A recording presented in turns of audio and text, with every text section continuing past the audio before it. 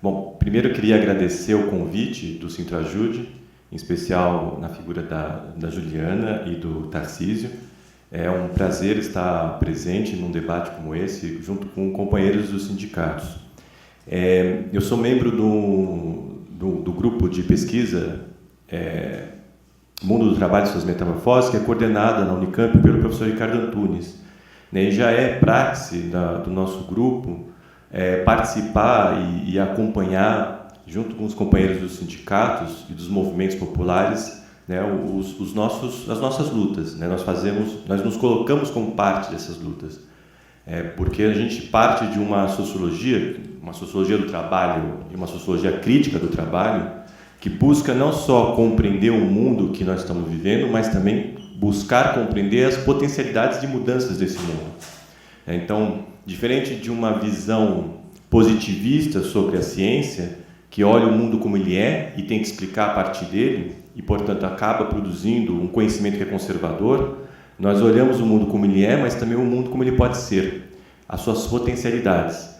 E suas potencialidades são várias, não existe somente um caminho, existem vários caminhos. E as decisões para qual caminhos nós vamos tomar e vamos buscar no mundo depende das intervenções. Então, as ações políticas, as decisões políticas, elas são fundamentais.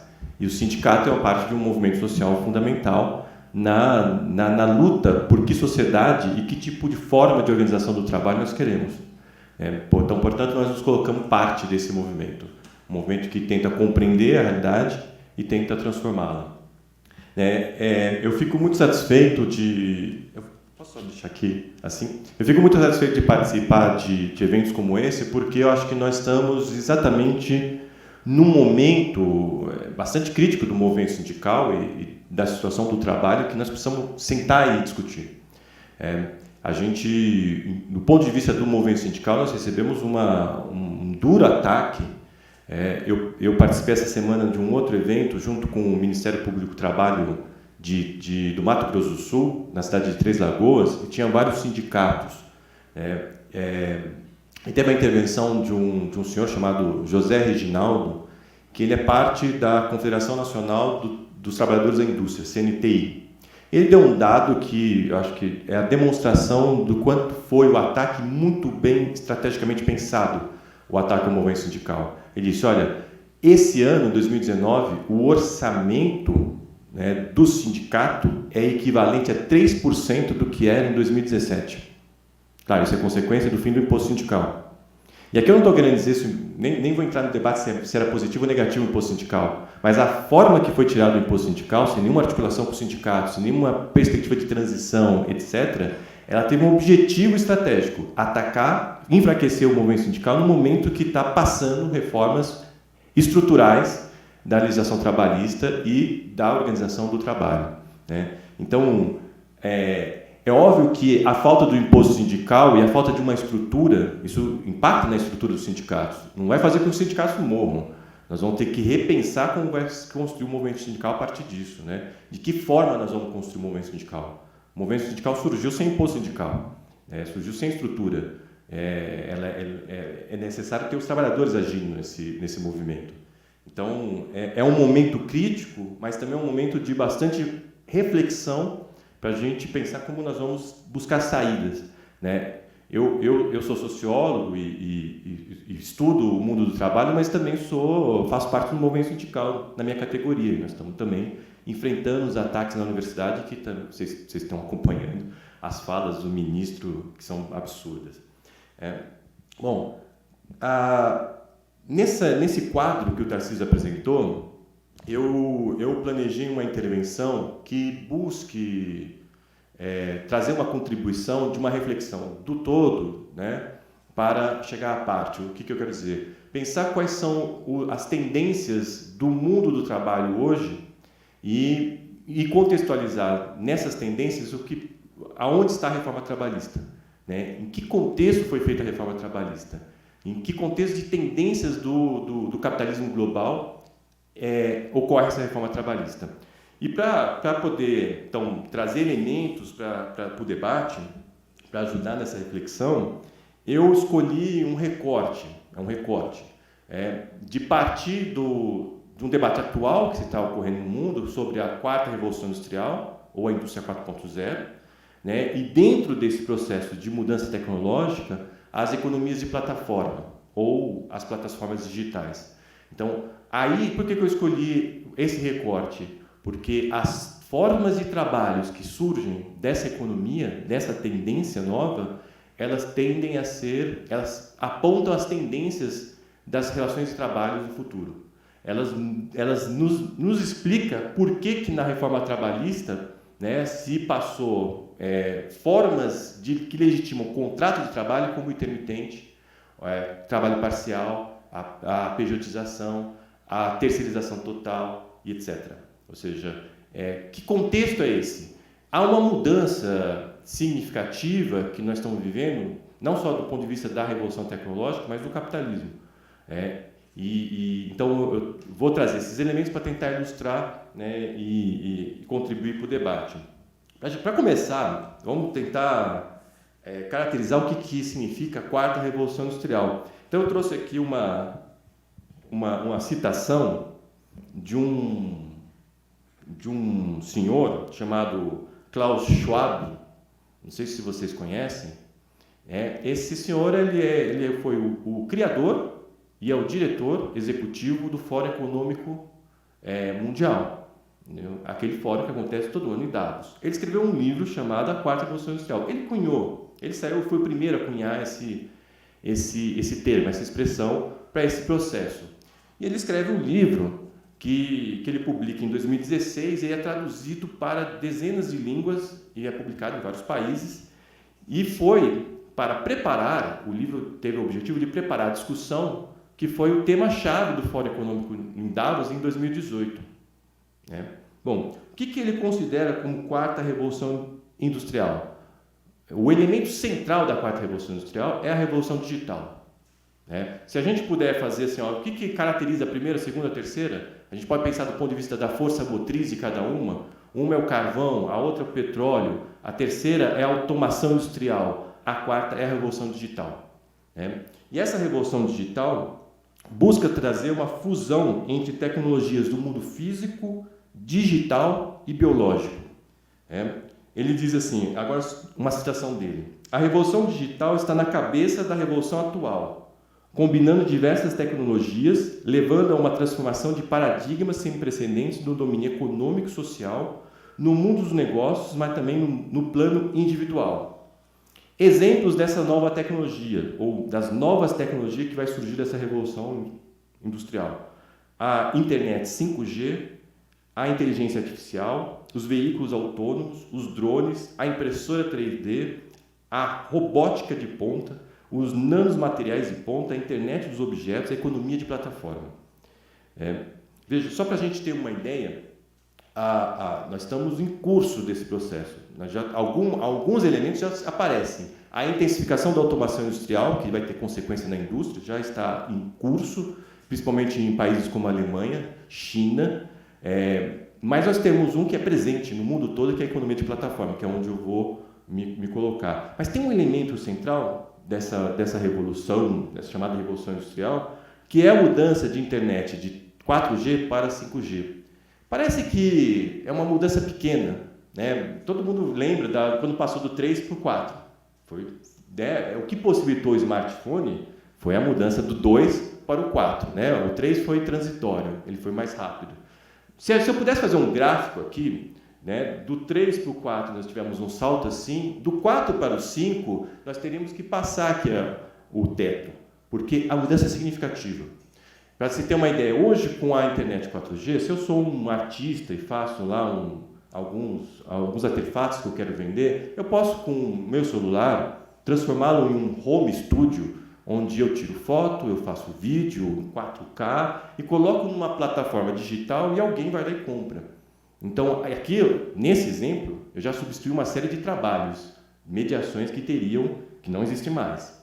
A internet 5G, o exemplo que eu posso dar é: eu sou um CEO de uma multinacional e eu vou ter no meu celular toda a cadeia produtiva controlada por mim, automatizada. Eu sou o prefeito da cidade de São Paulo, eu vou ter dentro do meu celular o controle de todo o sistema de transporte. Ou seja, a troca de dados que vão existir a partir da internet 5G, ela vai possibilitar os veículos autônomos. Óbvio que essa tecnologia ela não vai ser distribuída e de forma igual ao mundo todo, né? E há uma disputa no mundo, quem vai chegar primeiro à internet 5G. A disputa entre os Estados Unidos e a China, parte disso é quem vai chegar em primeiro lugar nessa internet. A China está à frente, né? Então tem uma disputa também geopolítica aí. Bom, mas por que o Klaus Schwab, que é o presidente do Fórum Econômico Mundial, se preocupou em pautar isso? Porque ele tem uma visão extremamente contemplativa, é óbvio, mas ele também está preocupado em pautar junto aos empresários, aos governos, ao capital, as consequências sociais que vão ter essa mudança. E eu vou listar algumas, que está no livro dele, né? Ele fala, segundo um estudo, até 2030, 60% das ocupações, 1/3 das atividades constitutivas poderão ser automatizadas. A automação é a substituição total do ser humano no trabalho. É uma máquina que ela não só ela é automática, como ela tem capacidade de corrigir seus erros.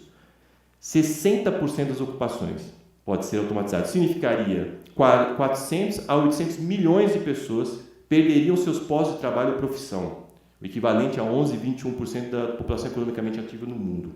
Então, ele pauta esse debate alertando ali, olha, se essa automação vier sem preocupação social, olha só, é o cara do capital, representante, sem preocupação social, a consequência vai ser drástica e óbvio, as rebeliões sociais vão ser enormes. Nós estamos falando de uma época de período do capitalismo, que nós podemos chamar de neoliberalismo, onde a desigualdade social só tem aumentado. E as plataformas digitais que eu vou falar aqui, elas tendem a aumentar ainda mais essa desigualdade, ou seja, concentrar a riqueza nas mãos de poucos, né, aqueles dados que nós vemos que 1% da população tem a riqueza equivalente à renda de 50%.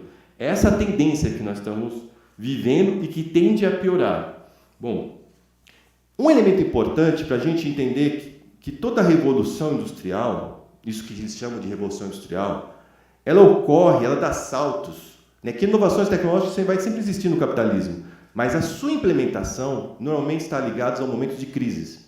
Crise econômica, que permite com que o custo seja mais barato da implementação de uma nova tecnologia, nova máquina, substituição do maquinário, mas também em momentos de crise que a classe trabalhadora está debilitada, o desemprego, os sindicatos estão mais enfraquecidos, então é mais fácil implementar uma nova tecnologia que vai tirar emprego dos trabalhadores. Então, não à toa, o salto da quarta revolução industrial se dá a partir da crise de 2008. Não à toa, as plataformas digitais dão um salto a partir da crise de 2008.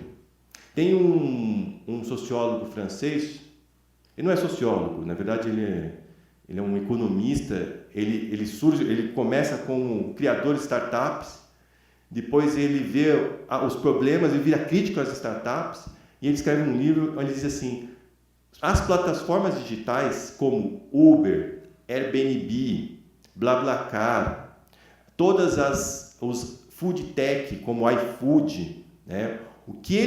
Isso só existe porque existe uma economia da pobreza. Você não vê um CEO pegando Uber. Claro. Qual que é a explosão da utilização do Uber? São pessoas que são pobres. Se tornou mais barato você pegar.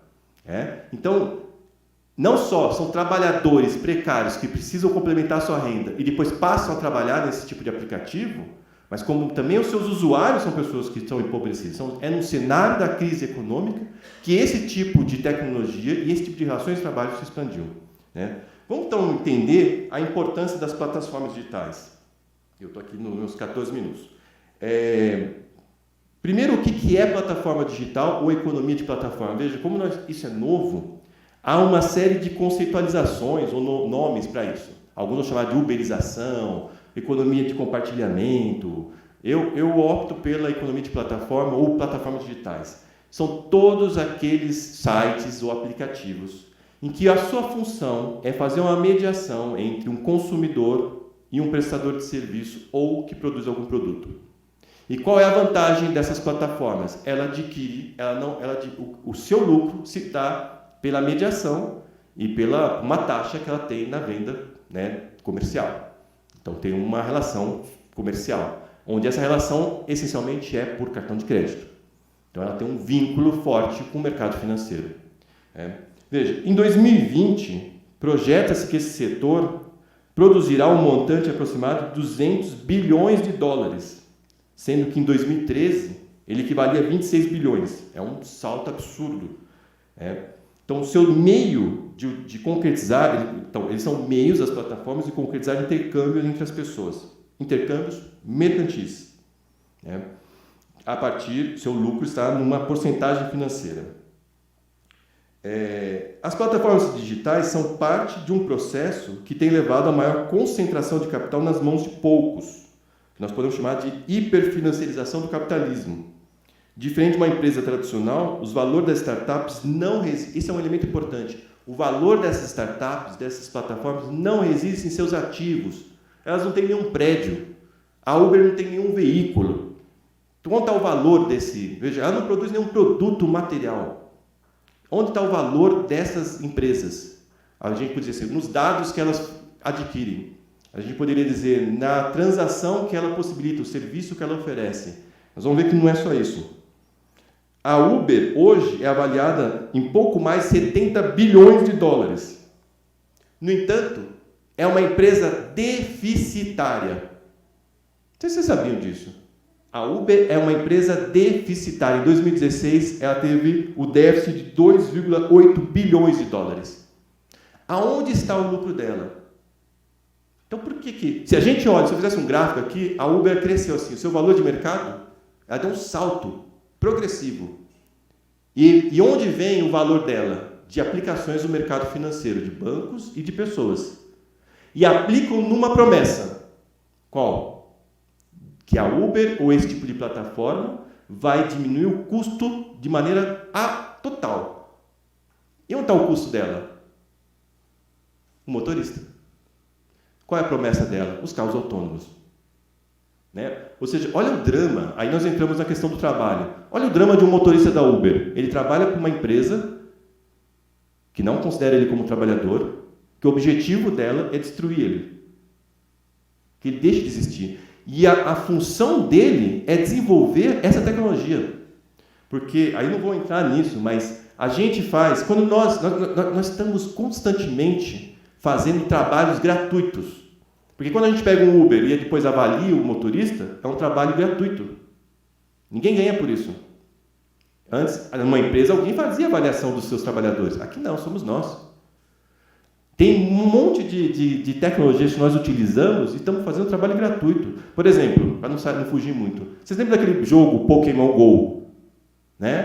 Aquele joguinho tão inocente. Quem desenvolveu esse jogo? Foi um cara que desenvolveu o Google Maps. Ele pediu demissão da Google e desenvolveu o jogo. Por quê? Porque vai ganhar muito dinheiro, porque isso era de graça, as pessoas não precisavam pagar. Porque cada um que jogava estava fazendo para ele um mapeamento do mundo. Essa é a grande tecnologia. Porque para você ter veículos autônomos, tem que funcionar direito. Então nós trabalhávamos de graça. E eram milhões de jovens andando pela rua. E o motorista de Uber está cotidianamente melhorando a tecnologia de graça e sem ganhar. Então, veja, esse trabalho das plataformas digitais, motoristas de Uber, de entregadores de alimentos, do iFood, etc.,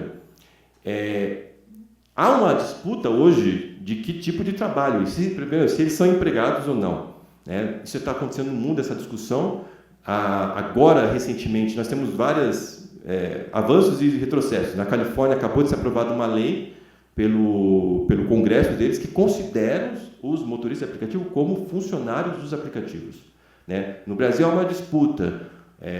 Aí depende o local. Houve uma decisão em Minas Gerais do Supremo Tribunal de Justiça, que não tinha nada a ver a discussão sobre se era empregado ou não. Era um pedido de um motorista que foi banido do Uber, ele queria voltar, então ele queria uma indenização, um caso civil. O juiz tinha que decidir se era um caso da vara civil ou da vara trabalhista.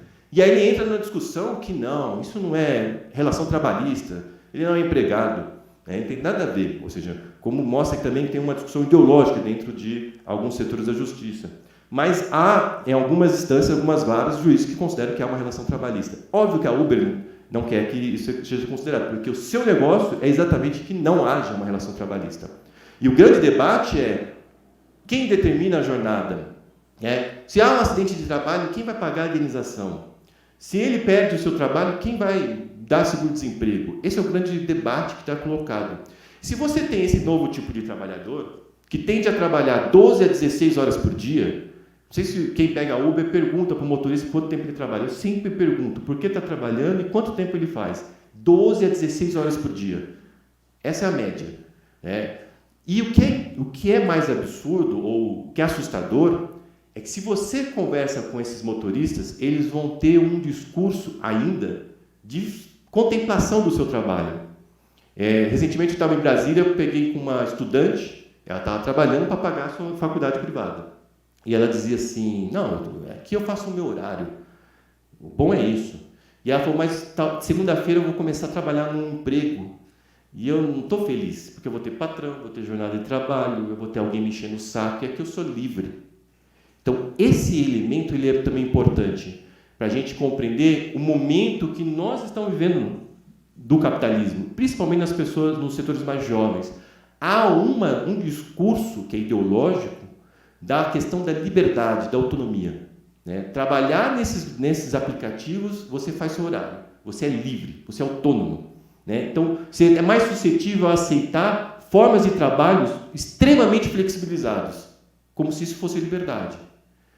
Se nós fizéssemos uma pesquisa de opinião, eu não sei se aconteceu isso, entre jovens, sobre a reforma trabalhista, acho que uma porcentagem muito grande diria que era favorável. Porque acha que CLT é atrasado, que acha que sindicato é atrasado, que precisava de modernização. Essa questão da ideologia nós perdemos. O contexto, então, que vem a reforma do trabalho, veja, eu trouxe a questão das plataformas digitais porque ela é uma expressão das tendências do mundo do trabalho hoje. Quais são as tendências? Eu poderia reduzir em 2. Hiperflexibilização do trabalho e hiperindividualização do trabalho. Portanto, uma legislação como a CLT, ou a legislação que nós temos do trabalho, e que todo o sistema depois de proteção ao trabalho, que envolve também a justiça, isso tem que ser destruído do ponto de vista do capital. Então, se a gente tentar compreender o que aconteceu do golpe para cá, é uma intensificação do neoliberalismo. Porque um país que há um sistema universitário público, gratuito, não pode existir. Um sistema de saúde público e gratuito, isso não pode existir. E por que nós temos isso no Brasil? Por que no Chile não tem isso e no Brasil tem? Por que na Argentina não tem isso e no Brasil tem? Porque quando foi acabar a ditadura militar, na transição, surgiu um movimento sindical. Ou seja, surgiu a classe trabalhadora, os movimentos populares, os movimentos de moradias, e impôs na Constituição, no novo pacto que foi criado a partir de 88, essas demandas. Então, houve um bloqueio do avanço do neoliberalismo. Ainda que tenha avançado, nós sabemos que avançou. Mas houve um pacto social e político que bloqueou isso. A vitória do Bolsonaro e o golpe que aconteceu em 2016, ela tende a botar fim a esse pacto social, a esse pacto político. Se eles vão avançar ou não, é uma questão de como nós vamos resistir. Mas a tendência é a gente avançar para esse tipo de legislação. É a legislação que coloca os motoristas aplicativos dentro do MEI. Qual é a disputa jurídica que está colocada? Agora acabou de passar, menos de um mês atrás, os motoristas aplicativos foram enquadrados dentro de microempreendedor. Portanto, eles não são trabalhadores, eles são prestadores de serviço. E essa é a tendência que o capital quer impor nas relações de trabalho no mundo e no Brasil. E isso vai atingir o setor público. A gente vai acompanhando os discursos do governo, a tendência é tirar a estabilidade, as contratações para o OAS. Nas universidades públicas, esse é o que é anunciado. A partir do ano que vem, não vai contratar mais professor a partir do regime estatutário de estabilidade. É OS CLT, ou seja, possibilidade de demissão. E provavelmente, óbvio, salários menores. Eu trouxe também alguns dados sobre, já estou chegando aqui 25 minutos, Vou encerrando. Eu trouxe alguns dados sobre alguns dos reflexos da reforma trabalhista. São poucos ainda, do ponto de vista do que nós podemos analisar, porque como a reforma veio e, no momento de crise econômica, não houve mudanças estruturais a partir das novas possibilidades e relações de trabalho. Então, a gente não tem ainda uma tendência ampliada para poder analisar, mas já tem alguns dados. Depois, no debate, eu posso expor e ajudar contribuir com mais disso. Tá bom? Eu agradeço e espero que tenha ajudado.